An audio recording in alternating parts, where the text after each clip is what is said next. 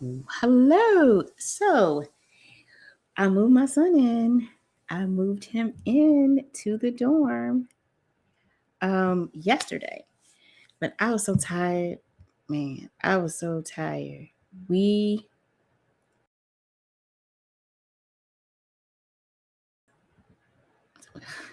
I'm sorry. We got up at like 6:40 in the morning. So my son is very time oriented and he was anxious and excited about going to college and he needed to be first. He needed to be first so that he could choose the bed that he wanted to be in. And it was a family event. So my parents had came down from South Carolina. My brother came and my sister-in-law came. And of course my son's dad came and we met up at the coffee shop first. So, we could all drive on the campus together. And then when we pulled up to the check-in, music is playing. They're like, family goes this way and college students go the other way. So he could check in. And we were waiting for him and we were talking. We were like, it's a different feel. He was excited. So then we want to take pictures because they had like the signs up, take pictures, your family pictures. And we were like, sorry, we want to take pictures. And he was like, no, we have to get to the dorm because we're late. And I'm like, we're not late. Check-in is at 9:00. We're there at like 9:20. He's like, we're late. And he was like, but I pulled into the parking lot to check in. He was like, look at all these cars. They've been here before us. We're late. I'm like, calm down. So we get our temporary loading passes and then we go to the parking lot where they have the moving bins, and I don't know if they call them crates, but it's kind of like it has wheels on it, and then they have like boxes, and they put the boxes. So that's something temporary in place of the bins. So we got unloaded, and he is going. So my son has a foot disability, and one of the things that I noticed yesterday, as well as last summer when he went to Chicago University, and we were going to the dorm, is that he picked up the pace. He was walking so fast. He left us in the dust. And when he was in Chicago, he did the same thing. And I told his dad, I said, it's very interesting that because my son's always had a foot disability, I've always slowed myself down so that he could keep up, right? Slow myself down so, his feet wouldn't get tired. So last summer when he was in University of Chicago and yesterday, he was moving so fast. I've never seen him walk so fast. And I told his dad, I was like, yeah, his feet gonna be tired. His feet gonna be hurting later on, and he's gonna be tired because he's so hyped up. And so we get to the dorms and we move his stuff in, and we're unpacking his room. And wait, so as soon as he opens up the door and he sees his roommate's stuff, he totally deflates. He's like, oh, he's here first.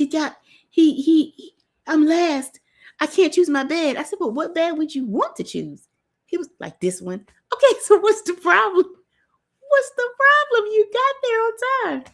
You got the bed that you wanted. So why are you worried about it? So, we unpacked the room, put his bed together. And, his dad and my brother are like, oh, it's too soft. So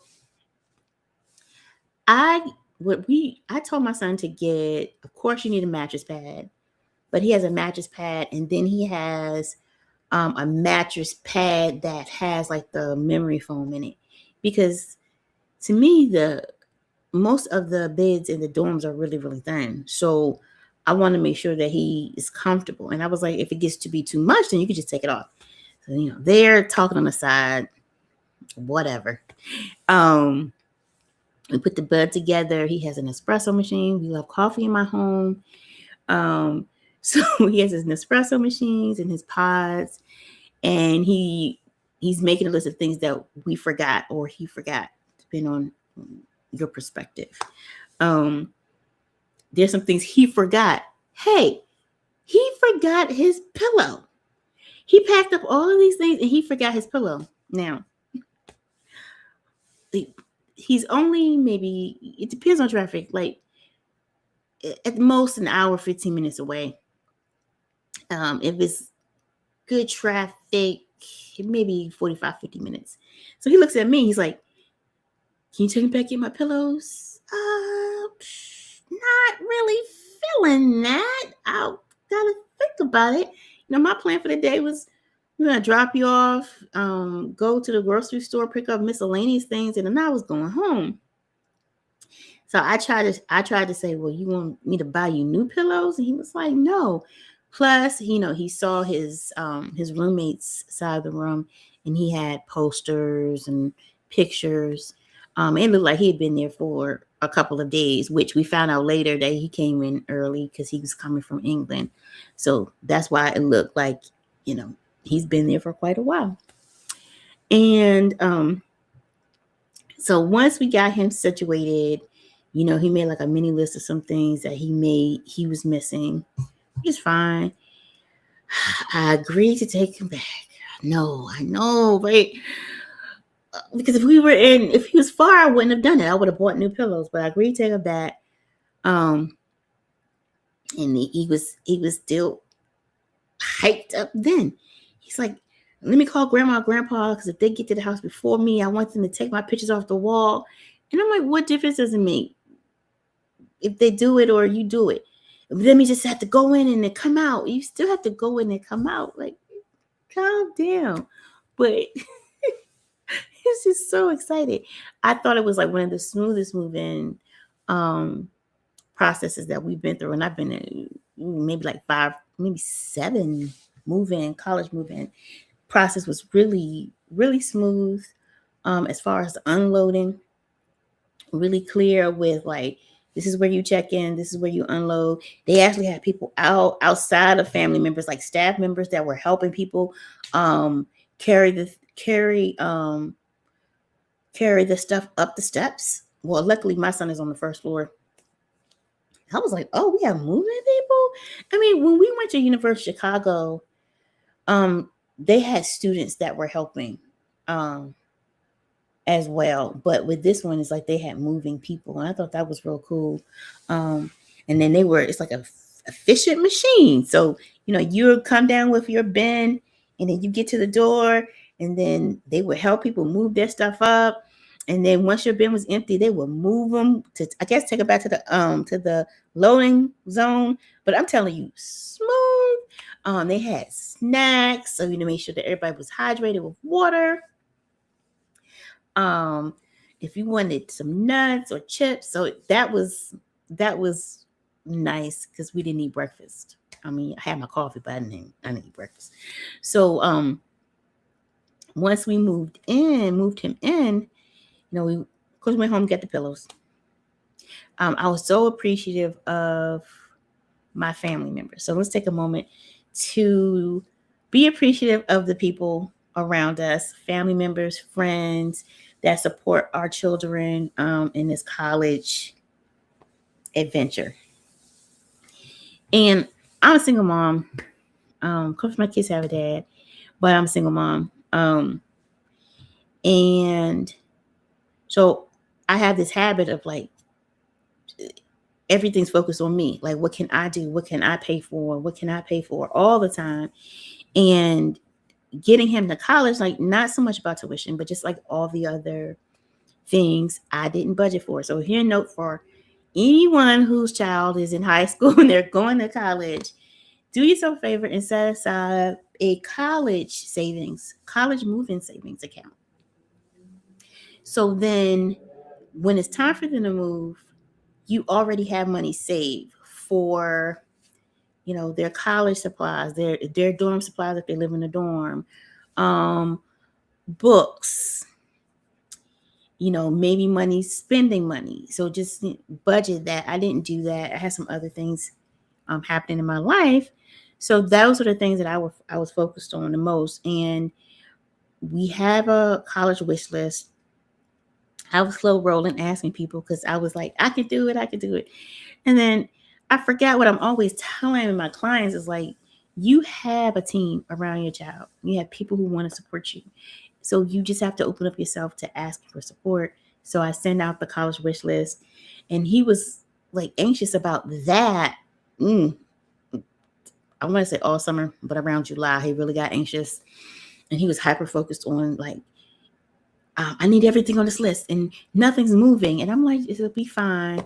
So like 3 days before, like around Monday, he went on the list and everything was gone, and he's excited.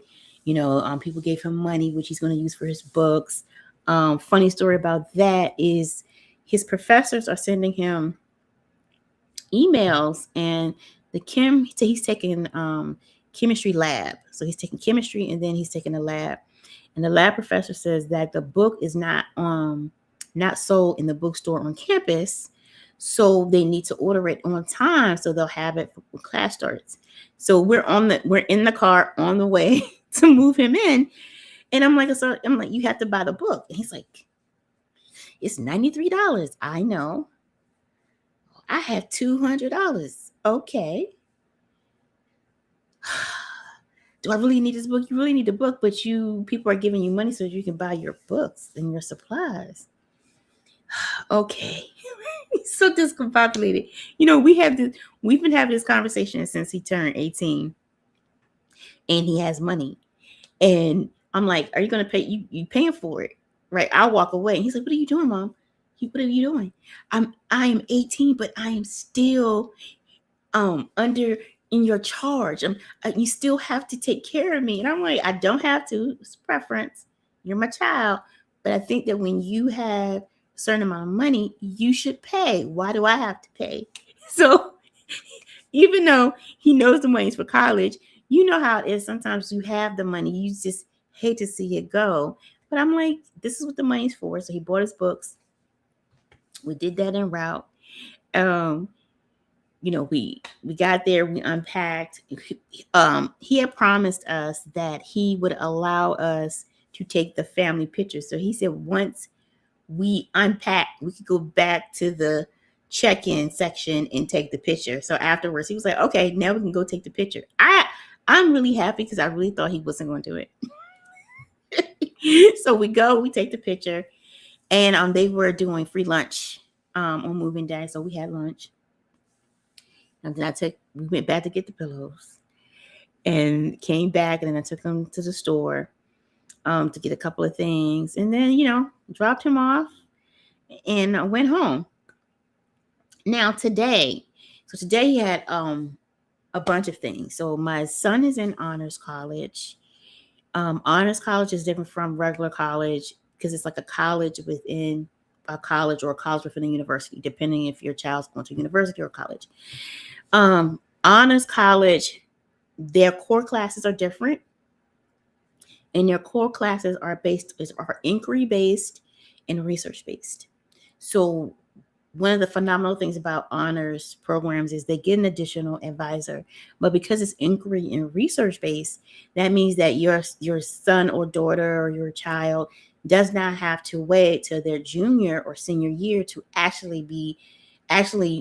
do research work. Like they don't have to wait till they're actually doing research work that they can put on their resumes. They actually are starting to do that as soon as in the freshman year. So that is an incentive. They're also graduating with honors, the chords, the class a little bit more rigorous, but they have additional advisors. So I'm really excited about him being accepted to that. And for anyone who's listening, whose child is a senior, they apply for honors college at the time of application. And if they do not apply at the time of application, then what happens is they will have to apply when they are in their sophomore year. They would have to look for that application period, and then they would apply. So, because he's in honors classes in the honors college, he's in a living learning community dorm. I love living learning community residence halls and dorms. So because what they are is they're based on interest. So he's in an honors dorm, so they're honor students. So they have a floor where they have like a study room. They have some academic rooms. His dorm is a standard dorm, but they have a floor, a common area where they have a kitchen. But it's the activities. So they have a bunch of activities for the children to participate in, to build community around. For them, it's honors. But sometimes they have a science community, residence living community. They'll have an arts residence community. They will have, depending on, sometimes they have them based on race, but it's building community. And especially when your child is a freshman, it kind of like brings them into a space where they're seen, they're heard, and they're being nurtured. So I love those. So my son is he is at an honors residence hall. So he's been busy. Yeah, I dropped him off yesterday and he's been busy. So they had an honors welcome event today. He was excited about that because what did he get free? I think he got a free t-shirt, and he was telling me he got there early and he lucked out because they only had so many 2XLs. So everyone else was short. They didn't get it. And so he was excited about being early for that. Then they had the freshman convocation and they were giving away free hoodies, which my sons love hoodies. So he was excited about his hoodie. And yesterday his roommate introduced him to some of his friends. And ironically enough, when he went to dinner, he said he was sitting in the residence. He was sitting eating his food. And one of the students that he graduated from high school with walked up to him and was like, I don't know anybody. It's really awkward. Can I eat with you? So they ate together. But we were like, what are the odds of that? As big as George Mason is, that he runs into one of his classmates from high school. So that was really cool. But today was busy. And he said to me yesterday, he said, Mom, we had to get back because we had our first meeting with the RA. But, because of my feet, I had to leave a little bit early. And I'm like, oh, yeah. Okay. And then today he was talking about walking around. And I was like, oh, my God. I forgot about mobile accommodations. Okay. So I have been so focused on academics. I have been so focused on making sure he has all his academic accommodations that I forgot about his mobile accommodations. Now, here's the thing about my son and his foot disability. We accommodated in our lifestyles where it's not significant. So we drive everywhere. When we go to big places like the malls, we don't let's say a big mall, like we have Potomac Mills here. I mean, even Tyson's Corners is big for him. So I will always park in the section, near the section of the mall that we're going to, so he doesn't have to walk the whole mall. The only time that is really prevalent is when we go to amusement parks. If we go to events where there is huge, and I think we went to this event downtown DC one time, and we ended up having to get scooters and electric bikes because his feet gave out. So it's not often, because we've kind of created a lifestyle for ourselves where his feet are always accommodated. So it's only when we're in these situations like amusement park, I automatically know to make sure he has his mobile accommodations. Chicago, his feet were hurting. He was a little bit resistant to some accommodations with mobile because he's like, I can do it. I can just leave early.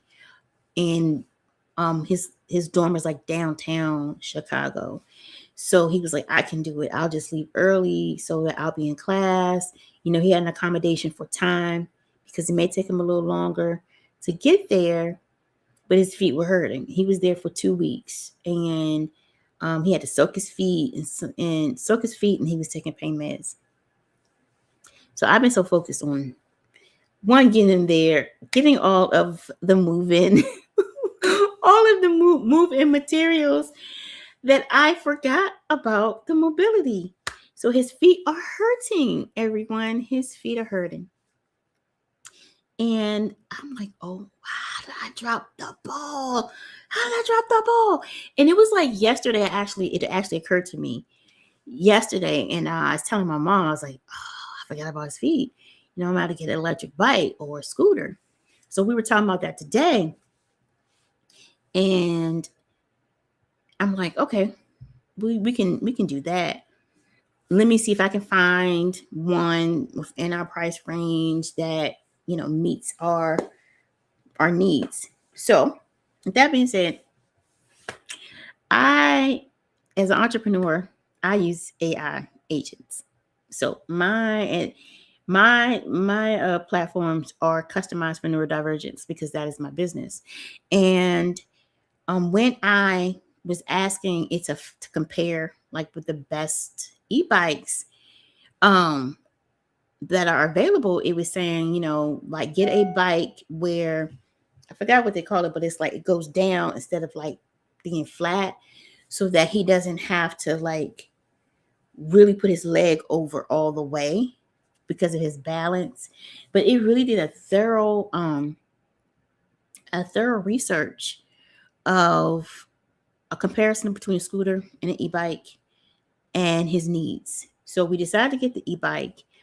But the other thing I learned in my research, because I was doing research, because beyond the bike, I needed to ask some other questions, is that he's attending George Mason University. So he needed to get a mobile accommodation. So yes, he can have an e-bike. Anyone can have an e-bike. But an e-bike can only be ridden in a bike lane or on the street.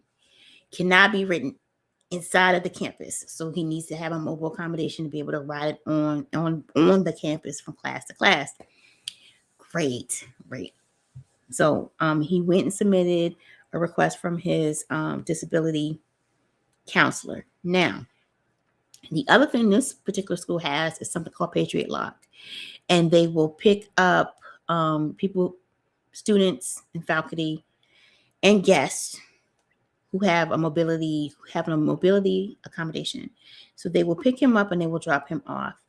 So what we're thinking is, depending on the need of the bike, until we can get the bike, he can go ahead and use Patriot Lock. So that works. Because today he said he had a list of things that that he needed, and ibuprofen was number one. So that tells you, his foot is messed up. He's like, the left one really hurts. But he did everything that he wanted to do today. He went to all the events. Of course, he had to leave early for both of them to give himself time to get there because of his feet. They do slow him down, especially when they hurt. But I felt so bad. Oh my God. I was like, how did you do that?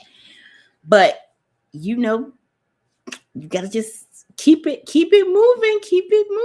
So, I quickly found out how to get a mobility accommodation for him. Each campus is different.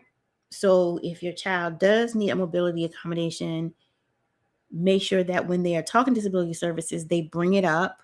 When we were talking to the disability office about his mobility accommodation, we were only thinking about like extra time, because we just assumed, you can get an electric bike and he can ride around campus. We didn't know that that was a regulation. So that's something to really think about when you're contacting disability service office, is to ask them about how does the mobility accommodations, what can they offer you? Sometimes it's just an oversight on our hand, on us, because that's not how we're thinking. And I wasn't thinking that you were not able to ride that bike with inside of the campus. So we have the accommodation in motion. I am happy to say that the other thing that the school does is if he goes to the health services because his feet really, really hurt, they will give him a temporary access to Patriot Lock until disabilities office gets back to him, and then they start processing, his accommodation. Now, this is really, really good. Okay, so the other thing is I'm like, I think Rehabilitative Service Administration will pay for the e-bike. But my oldest son, when he had RSA services, he was getting like stuff like the pens that record notes. He had a pen that whatever he wrote, it would automatically go into printed form on the computer, and the RSA pay for him. So I'm thinking, will they pay for the e-bike? So I did some research, and guess what? They will pay for the bike. But what you would need to do is my son needs to ask them for a mobility assessment, and they will add that to his IPE program. So emailed his counselor there and requested that. And guess what else I found out? So I was just interested to know, were there organizations that support and help families or students with this mobile disabilities with getting equipment. Now, I live in DC, so I did found an office in DC that they purchase, they lend, and they also finance residents' ability to access any type of assistive technology that they may need. I mean, even to the point like things that for reachers, tablets, if your child has a disability with their mouth, feeders, like all types of things. And I was like, who knew? So depending on your state, put in your research in your search tab. I love asking questions, especially now that, the research tabs are attached to AI. Are there any programs in my state that provide assistive technology to students who have a mobile disability or disability? Because this is not just about mobile. You can request that for just a disability in general. So depending on your state, they will have it for durable medical. Durable medical is like the wheelchair, the scooter, tablets, keyboards, just assistive technology. So that's just good to know. You can research that in your own state. Unfortunately, they do not do e-bikes, but I just thought it was really good that they had it. The other question I did some research on is insurance. Because I have health insurance, so I want to know would they cover for the e-bike?